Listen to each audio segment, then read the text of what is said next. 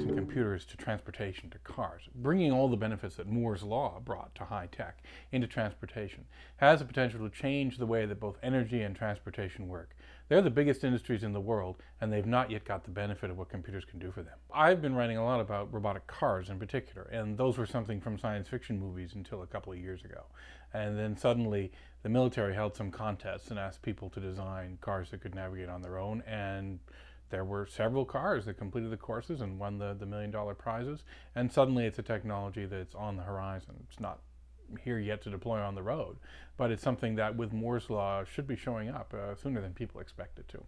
So it has a number of tremendous consequences. In particular, it has the potential to, believe it or not, wean the United States off of foreign oil.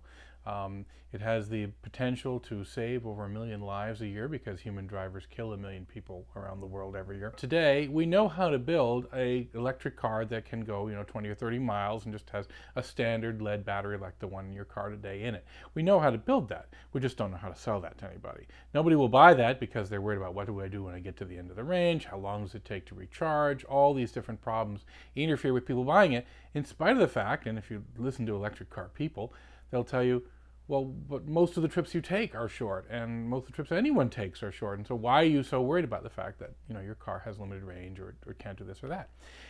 So the problem is that the American public doesn't buy cars that way. Now, if you have the ability to offer someone a vehicle which can worry about the refueling or recharging on its own, and which can simply take them from where they are to where they want to go, and it only matters does it have the range to get the trip you want to have now, well, suddenly it's a vehicle that you're going to use.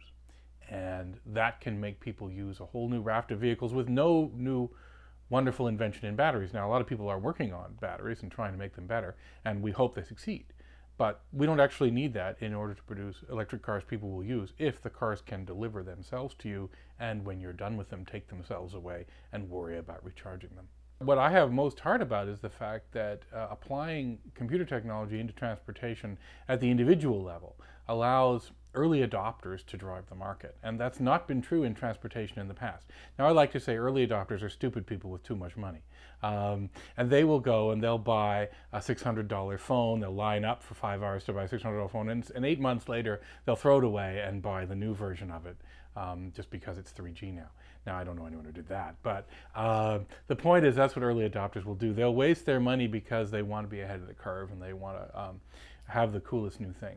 And if you can get that sort of thing happening in energy and transportation, you can get the same sort of revolutions that early adopters have driven elsewhere, where you have a competing market with competing companies offering solutions and individuals buying those solutions one at a time, rather than mass transportation, which has traditionally been bought by municipal bureaucrats. Municipal bureaucrats are just not an innovative market. They are not going to bet their job on a new technology, no matter how compelling the new technology is. But early adopters will bet large chunks of change, actually, on new technologies that are not nearly ready for the market.